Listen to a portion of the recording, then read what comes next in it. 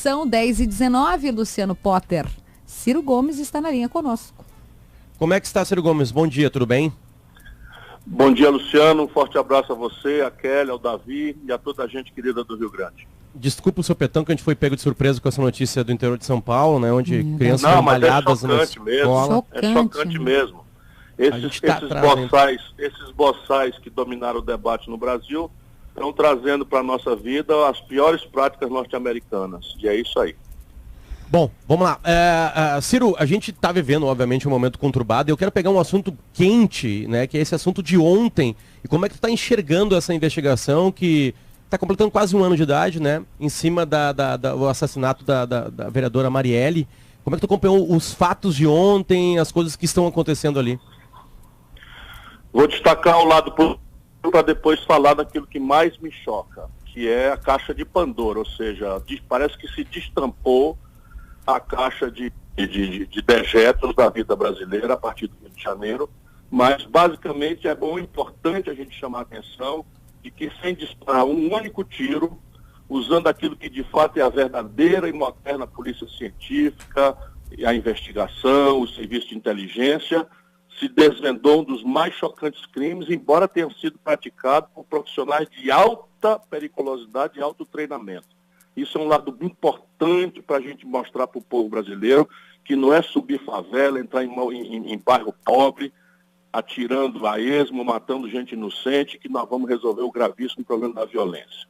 De outro lado, eu estou muito, muito angustiado com alguns fatos que têm aparecido. Vou começar com um que ninguém está muito dando atenção. No acervo de 117 fuzis, se descobriu uma facção, ou pelo menos um, oriundo de arma exclusiva do Corpo de Fuzileiros Navais dos Estados Unidos. Olha, Luciano, essa arma é feita na Alemanha e é exclusiva, ela não está nem no site da HK. Ela é feita sob encomenda para o Corpo de Fuzileiros Navais dos Estados Unidos. É uma arma altamente perigosa e foi encontrada junto com essa estrutura de milicianos que matou a Marielle.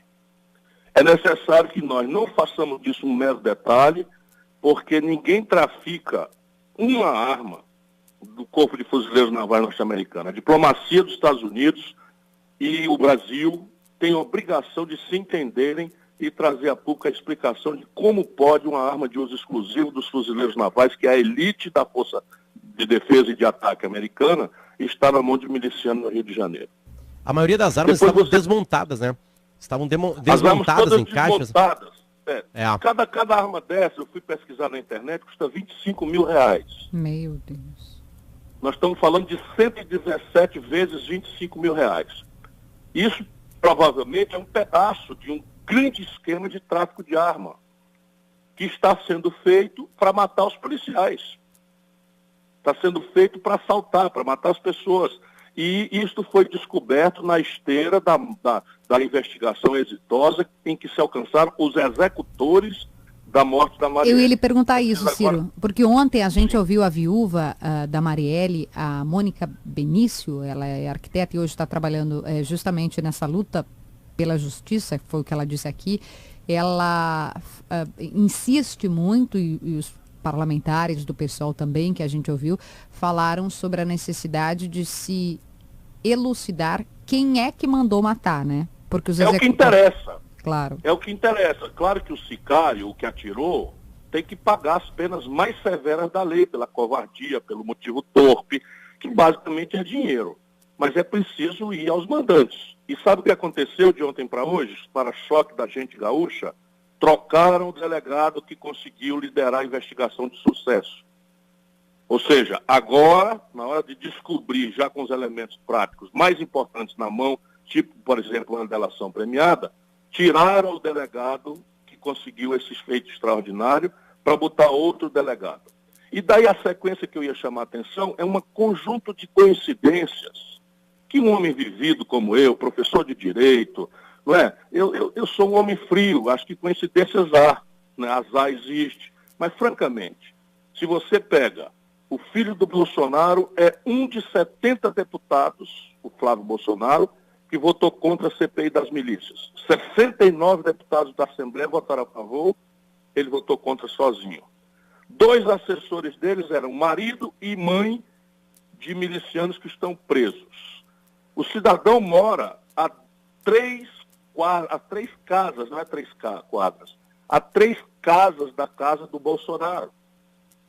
O Bolsonaro foi o único dos 13 candidatos a presidente da República que naquela data chocante da morte da Marielle e do Gomes, o seu motorista, não fizeram uma declaração de mínima motivação cristã, né, de pedir uma apuração, nada. Calou-se, não falou nada. Pode ser tudo coincidência, mas eu estou muito constrangido. Ontem a gente conversando com... Desculpa, Davi, vá. Não, vai, Pátrio. Não, que ontem a gente conversava com a Mônica, né, a viúva, e a gente falou isso aí, essas coincidências que são. E ela, assim, ela disse que levantar isso poderia atrapalhar o processo da polícia e dos investigadores, linkar essas coisas a outras. Ontem a gente até viu o presidente dando algum tipo de depoimento para vários repórteres e disse que quer saber também quem mandou matar. Ele falou que quer saber quem mandou matar ele e quem mandou matar ela. Perfeitamente. Qualquer pessoa, essa é a minha formação, não é a do Bolsonaro. Qualquer pessoa tem direito à presunção de inocência, qualquer pessoa tem direito ao devido processo legal, o ônus da prova cabe a quem acusa, e nós devemos apostar no caminho da investigação. O que eu estou dizendo é que eu estou constrangido com esses últimos fatos. Por exemplo, como se explicar para a sociedade brasileira que o delegado que conseguiu esta proeza liderou uma equipe extraordinária, que, aliás, de Ministério Público só de mulheres, no momento em que muita gente está se avacalhando, se acovardando. O Ministério Público, de basicamente jovens mulheres do Rio de Janeiro, tomou a frente de liderar essas investigações. Como se explica a troca do delegado? Mas parece que não foi trocado. Hoje, pelo menos... Bom, eu estou aqui lendo, porque eu me preparando para a entrevista com vocês, os fatos estão tão graves no Brasil, que eu estou aqui lendo em tempo real as informações. Se eu estiver enganado, me desculpo. Mas porque o vice-governador do Rio... O vice-governador do Rio disse agora no programa anterior, no Atualidade, mas... que não iria mudar o delegado. Não, o senhor está correto porque os sites estão dando isso. Mas o vice-governador disse o que o Davi está dizendo. Acho que é consequência da repulsa e da revolta que causou em muitos de nós. Sim, provavelmente. Mas o ato do delegado, eu ouvi a entrevista do chefe da Polícia Civil do Rio de Janeiro, dizendo que ele seria afastado porque tinha completado a missão dele. Pode ser que ele tenha retroagido. Se for, é uma barbaridade mesmo. Agora, eu queria... O senhor está falando aí sobre as coisas que estão acontecendo no Brasil hoje, da forma como estão acontecendo, e a gente vê assim que o Brasil, isso já se deu, digamos, na campanha eleitoral, da qual o senhor foi um dos protagonistas, e antes mesmo, uma polarização, né, entre PT, os bolsonaristas, e muitas vezes até com reações similares, né? A gente está muito vendo assim, parecidas, são rigorosamente o mesmo fenômeno. Pois é. Nada mais parecido do que um fanático petista do que um bolsonarista fanático. Pois é. Eles não compreendem a realidade, eles se recusam a perceber o real, constroem narrativas imaginárias a serviço da tese mais disparatosa possível e se explicam um sustentado no outro. Então o Bolsonaro agora pode fazer qualquer coisa porque o Lula fez também. E eu estou dizendo que esse ódio vai matar o Brasil. Estou dizendo isso há muito tempo. A justificativa é isso, né? Mas o PT fazia, tal, o PT não sei o que tem, isso o PT...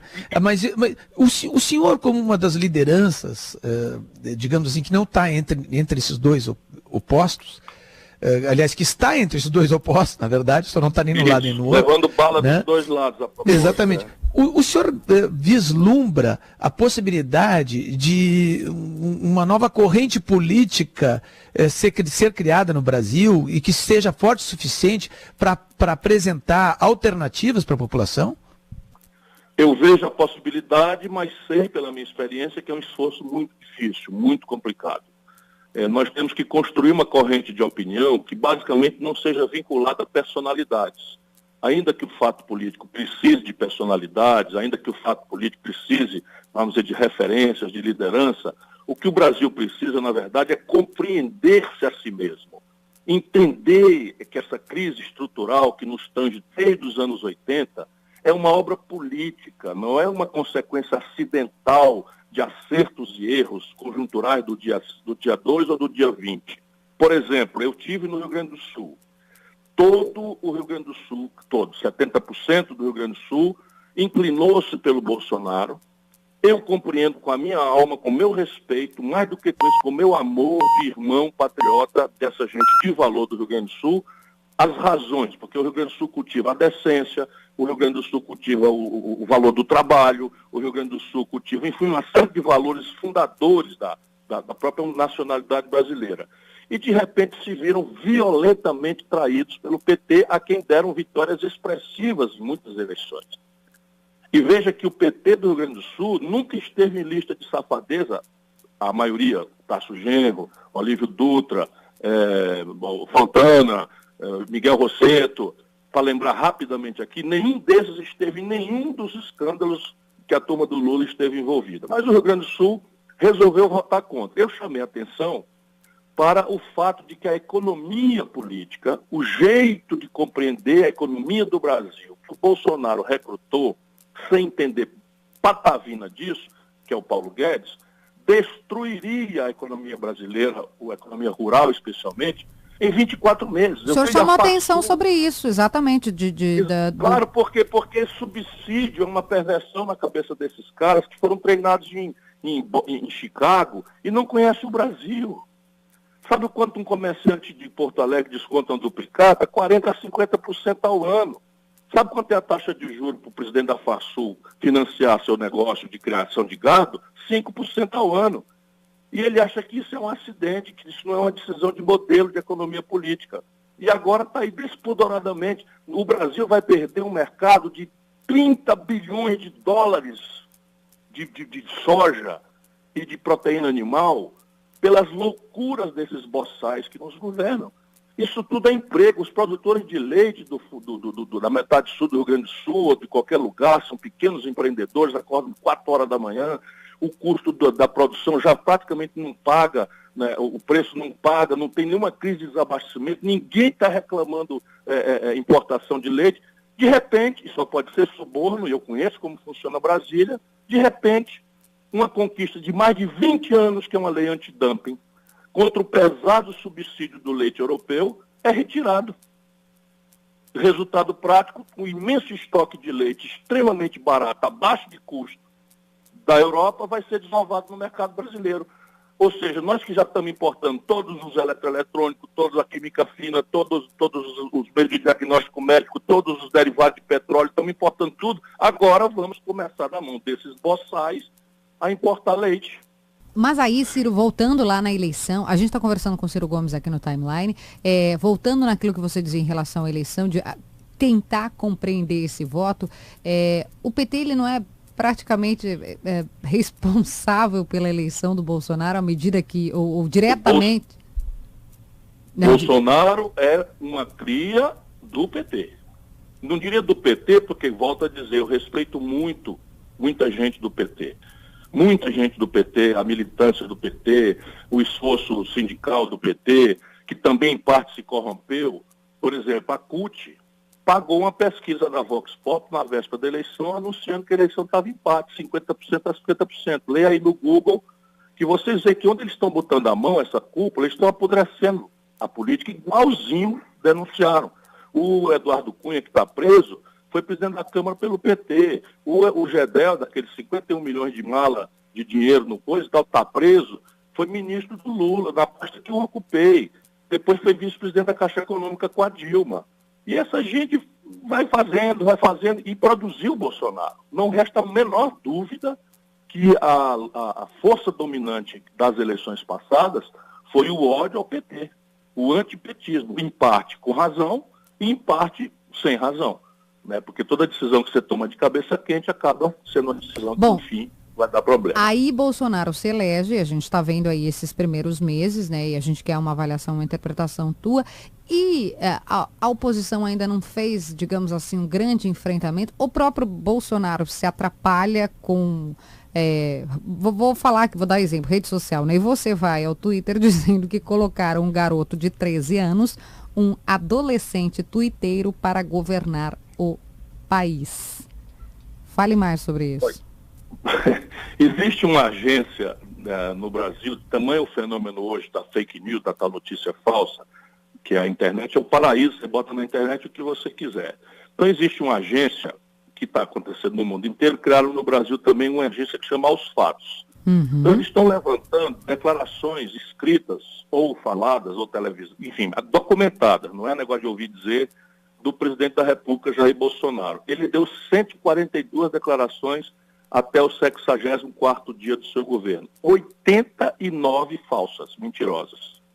89 de 142? Eu tinha visto essa pesquisa. Agência ao Google, agência Aos Fatos. Porque agora eu acho que ele precisa ter a fonte das coisas e tal, e eu não quero, né, examinar as coisas com qualquer tipo de fígado. O último episódio da repórter do Estadão é falso. O próprio site francês diz que é falso, né? Veja, isso. Agora veja bem, olha, eu tô quase tentado a falar em merda, sabe? Abrir a tampa de merda. Olha que são 10h35, o senhor não tem que cuidar aí o decoro. Sabe esse episódio da mentira contra a jornalista? A Constância, sim. Está vinculado provavelmente a outra coincidência do caso Marielle. Olha que aberração. Naquele dia que o Bolsonaro mentiu contra a jornalista, estimulou a sua tropa de cachorro doido da internet a ameaçar a menina, a moça, a gente descobre que a moça é filha do jornalista do Globo que estava investigando profissionalmente as milícias. Na véspera do anúncio da descoberta dos responsáveis. Mais uma coincidência. Um grande profissional, por sinal. O Chico Otávio é excelente. Candidato. Mas repare, então, esse é o problema. Eu queria ficar quieto. Francamente, eu queria ficar calado. É muito mais oportuno para mim, numa altura dessa. Eu fiz 4 cirurgias entre a eleição e agora. Eu estou terminando de escrever um livro, tenho que fazer a revisão. Enfim, eu fiquei muito cansado da eleição, fiquei muito machucado com o tipo de... O senhor foi embora, o senhor saiu do país, ficou chateado, como é que foi? Eu fui para não ter que ficar aqui explicando por que eu não faria campanha para o PT. Porque, infelizmente, a direção do PT, por favor, o militante petista, o jovem petista de boa fé, o jovem, não me leve a mal, mas essa cúpula do PT virou formação de quadrilha, organização criminosa. Eu não falo isso com nenhum prazer, eu falo isso com muita dor. Porque é tudo gente que eu conheci de longa data, gente que era idealista, mas o Palocci... Essa gente quem? O Palocci foi 8 anos ministro da Fazenda do Lula. O Palocci foi ministro da Casa Civil, mandando no governo da Dilma. O Palocci é réu confesso. O Palocci declarou um patrimônio de 100 milhões de reais, que o povo do Gaúcho não sabe quem é, mas o Palocci é o meu contemporâneo no movimento estudantil. O Palocci era da ala radical da Libelu, que era uma ala trotskista. Como é que o cara, eu tenho 40 anos de vida pública, meu patrimônio não evolui, não sai de 1 milhão e pouco, que já é muita coisa para o povo brasileiro. Como é que pode isso? Então o Gedel Vieira Lima encontra 51 milhões de reais e o Renan Calheiros mete a mão na Petrobras e o Eunício Oliveira mete a mão na Petrobras. Eu não estou falando do passado, não. Essa gente se aliou com o Renan Calheiros agora, nessas eleições. Se aliou com o Eunício Oliveira, que é meu conterrâneo. O Eunício Oliveira está processado na Lava Jato por 10 buracos da Petrobras. Ciro, deixa eu pedir uma licença, porque a gente tem um repórter lá de São Paulo, parece que a coisa não está muito... Está bem complicada e delicada. Eu vou lhe pedir licença, senhor, por gentileza, fique aqui com a gente. Tem um repórter, Hermínio Bernardo, da CBN São Paulo. As informações, por gentileza, Hermínio. Então, ao menos 8 pessoas morreram no interior de uma escola em Suzano, cidade que fica na região metropolitana de São Paulo. A Polícia Militar informou que recebeu um chamado para disparos de arma de fogo dentro da escola. Isso aconteceu por volta das 9h30 da manhã na Escola Estadual Raul Brasil. Os bombeiros confirmaram que as vítimas estavam no interior da escola. Helicópteros da Polícia Militar, unidades de resgate do SAMU, do Corpo de Bombeiros, também estão no local. As primeiras informações da Polícia Militar informaram que 2 ex-alunos invadiram a escola e abriram fogo contra os alunos. Hermínio, desculpa, são 8 mortos? 8 pessoas morreram. Entre os mortos seriam 5 crianças, 5 alunos dessa escola, um funcionário que ainda não foi identificado e os 2 atiradores que teriam se suicidado na sequência. Ao menos 8 mortos. As equipes de resgate ainda estão no local, estão fazendo os primeiros atendimentos. Esse número certamente pode subir ainda. Alunos de que série, Hermínio? A escola é fundamental o ensino médio, então crianças a partir de 13 anos até 16, 17, final do ensino médio.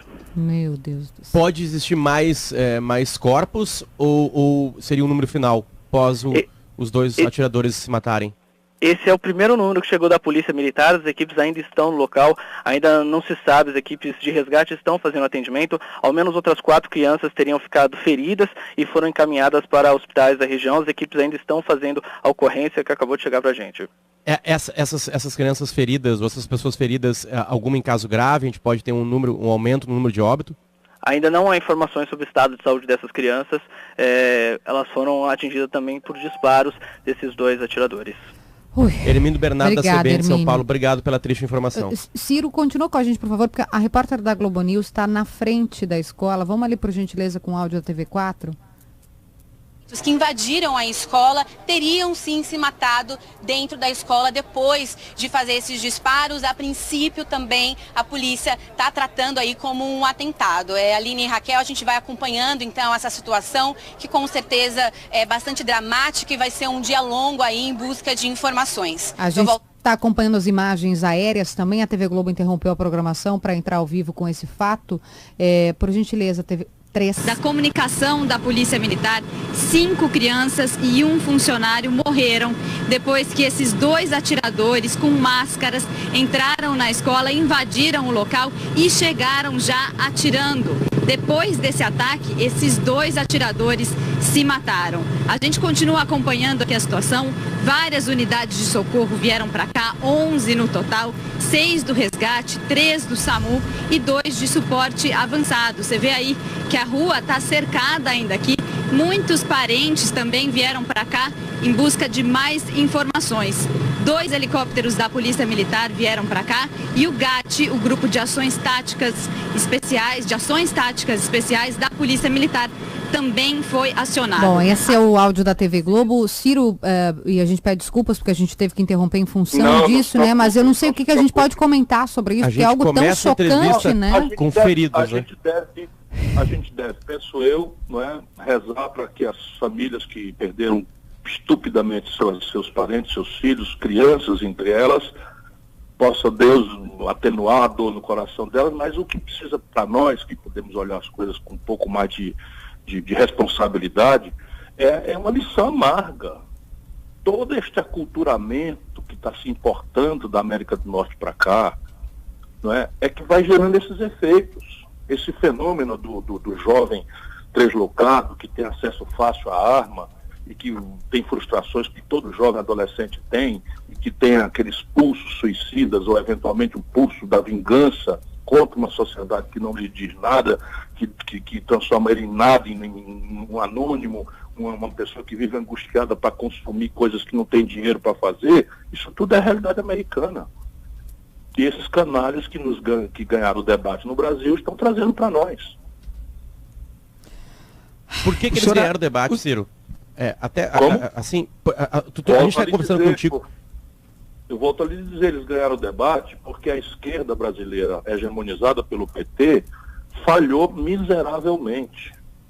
O petista fanático, volto a dizer, não estou falando isso com qualquer prazer, eu estou falando isso para a gente provocar reflexão, senão a gente não vai achar o caminho. E eles têm que ser obrigados a ter um mínimo de humildade. A Dilma, quando tomou posse, não sei se estou falando com o Luciano ou com o Davi, a Dilma, quando tomou posse, a taxa de desemprego era de 4,3%. Quando a Dilma foi derrubada, a taxa de desemprego estava em 14%.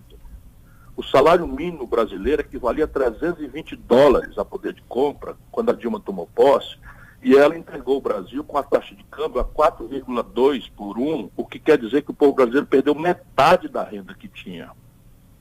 O país não fez uma única estrutural reforma. Nós temos o sistema tributário mais desigual e perverso. 16 anos de conversa mole esquerdista concentraram na mão de 5 bancos 87% das operações financeiras do país. Então, veja bem, isso tudo ia explodir. E os sinais foram dados, aquelas manifestações explosivas de 2013, já eram sinais de que as populações, especialmente os jovens, estavam dando um sinal de que havia um vazio ali. E quem soube interpretar isso mais toscamente foi o Bolsonaro, porque interpretou aqui com grande apoio estrangeiro. essa guerra híbrida, pegar o pobre desempregado, o pobre que é maltratado no posto de saúde e tal, e que tende a querer mudanças, e ele troca na cabeça do pobre a luta por emprego, por igualdade, por salário, por renda, por aposentadoria, por segurança pública, ele troca por essa agenda moral que o pobre está adquirindo no templo neopentecostal, na igreja evangélica, nos movimentos carismáticos da igreja católica, e o PT não entendeu nada disso, pelo contrário. Refugiou-se numa agenda identitária que choca a moral popular por média. Mas aí como é que se organiza, Ciro, a oposição, ou o que será feito para esse enfrentamento a partir de agora? Então, se o PT não entendeu nada, e pelo que a gente viu na eleição de fato não entendeu, como é que, e você, que papel terá à frente dessa oposição? Esse é o grande desafio. Nesse momento, eu estou pensando o seguinte: nós precisamos ocupar o território enquanto a luta concreta não se estabeleceu. Porque nós ainda estamos aí no calor de um terceiro turno, né, da eleição e tal. Isso é bobagem. Isso é completa bobagem. A eleição só tem 2 turnos, o Bolsonaro está eleito, fato consumado. O que há de substituição para o Bolsonaro é o general Mourão, que está claramente cobiçando o lugar com muita pressa, né, é o contraponto de todas as baboseiras do Bolsonaro. É a notícia que do general Mourão, que eu conheço, é um homem bruto, eu chamo de jumento de carga, tal é a aspereza e o despreparo e a grosseria com que esse homem existe. É um oficial absolutamente medíocre do Exército Brasileiro, mas é o vice-presidente da República e está querendo lugar, né? Enquanto isso, né, nós precisamos organizar a nossa posição no terreno. Então, a primeira grande questão é: nós não podemos, penso eu, do meu ponto de vista, nós não podemos mais aceitar que o lado bandido, o lado quadrilha do PT diga o rumo do país. Isso quer dizer que o PT não merece existir, hein? Ciro, tweet de ontem exatamente sobre esse assunto. Gleisi Hoffmann, que assina como Gleisi Lula Hoffmann. Isso, Ciro Gomes é um coronel... Adquiriu o sobrenome Lula, pois é, adquiriu o sobrenome Lula. Isso aí o brasileiro vai vendo como é que as coisas são. Ciro Gomes é um coronel agora, oportunista... Agora se eu botasse Ciro Itamar Franco Gomes.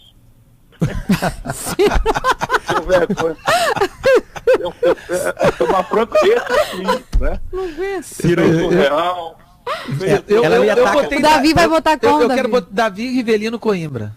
Ah, eu quero Kelly D'Alessandro, então, a louca. Não, porque não, Ciro Pelé Gomes. Ah, boa. Luciano quer botar um nome também, Luciano? Ah, eu vou colocar Luciano Shakespeare Potter. Pronto. Olha esse amor. Vamos rir um pouquinho, mas para não chorar. Mas repare, então o que é que eu proponho? O que eu proponho, já você leu o Twitter da Gleisi aí, que pode ter oportunidade de refletir sobre ele. Eu proponho que nesse momento, onde não há uma coisa prática, concreta, real para a luta, é tudo escaramuça, que cada um tome a sua personalidade diante do povo. E a partir da luta real, o posicionamento é que vai ditar a aliança ou a discrepância. Um exemplo concreto, já houve um momento, posse do Bolsonaro. O PT, este lado bandido do PT, resolveu não ir à posse do Bolsonaro. Ora, quando a Dilma foi eleita e o Aécio negou reconhecer o resultado da eleição, ajuizou ações só para pentelhar a Dilma, como ele próprio disse, o Aécio. O PT chamou isso de golpe. Aí passam 4 anos, o Bolsonaro, mesmo que a gente não goste, como eu não gosto nada, se elege com o nosso povo. São 57 milhões de brasileiros, nossos irmãos, compatriotas nossos, porque eu tenho mais do que respeito, carinho, amor, né, compatriotismo, e eu quero eles de volta. Eu quero eles de volta para o jogo da democracia, da serenidade, do equilíbrio, do projeto nacional, etc. Pois bem, o PT não vai à posse. Eu não fui, mas porque não tenho lá, mas o Congresso Nacional, o PDT foi. Quem estava certo, quem estava errado, julgue o povo. 2 dias ou 4 dias depois de uma posse a qual o PT não compareceu no nosso país, de uma eleição que não foi contestada, a dona Gleisi vai para a posse do Maduro. Um regime podre, que não se sustenta e que simplesmente está dilacerando a Venezuela, levando a Venezuela a uma iminência de uma guerra interna e uma ameaça de guerra externa promovida pelo Serviço de Inteligência dos Estados Unidos. Está direito isso? O povo brasileiro julga. Então ela não vai à posse do presidente eleito aqui, mas vai à posse do Maduro, o camarada contestado e não reconhecido como presidente pela metade do planeta Terra. Ciro Gomes, Davi Coimbra e Luciano Potter. Eu juro que não é Women Interrupting, mas o nosso Não, intervalo... tem toda razão, não se preocupe. Mas não é interrupção de minha parte, eu quero dizer que estou adorando a entrevista, inclusive o senhor tem uma maneira muito clara de se dirigir e para a rádio isso é muito importante, né, porque o rádio tem esse dinamismo, mas o departamento comercial me faz sinal de que precisamos pagar as contas, né, e para que não tenhamos que fazer uma reforma da Previdência aqui no timeline, Ciro Gomes, em 10 segundos só me responde 10 segundos, a Glaze lhe chama de coronel oportunista, o senhor é um coronel oportunista? Veja a minha vida. Eu fui o mais jovem governador de estado da história do país, o mais popular prefeito de capital, o mais popular governador do país. Ajudei a fazer o Plano Real, que o PT votou contra. Saí do país para estudar, larguei a política, não tenho fortuna, não sou sócio de ninguém. 40 anos na vida pública, nunca respondi por um escândalo, nunca. Nem para ser absolvido, eu fui chamado de qualquer coisa. E aí, não tendo o que dizer, me chama de coronel. Por quê? Porque eu venho do Nordeste. Então, qualquer liderança, né, que venha do Nordeste, que tem alguma longevidade, chama de coronel. Agora, lá no Ceará, eu não sou dono de nenhuma rádio, não sou dono de nenhuma TV. A educação do Ceará pública é a melhor do Brasil. O melhor IDEB do país é a minha cidade. A minha cidade tem 200 mil habitantes, tem 26 mil matrículas de ensino superior. E eu estou por trás desse esforço. Né? O Ceará é o estado mais líquido e sólido financeiramente do Brasil, enquanto o povo gaúcho é humilhado com essa crise que destrói as lideranças a partir de uma crise fiscal que não se consegue superar. O estado do Ceará tem o maior volume de investimento do país. Portanto, se os heróis dela são Gedel, sócio dela agora, Renan Calheiros, parceiro dela agora, Onísio Oliveira, parceiro dela agora, Eduardo Cunha, todos os tesoureiros do PT presos, Palocci preso, e eu é que sou o cara errado, então eu prefiro continuar errado. Ciro Gomes, obrigado pela entrevista, volte sempre à Timeline. Forte abraço. Um abraço.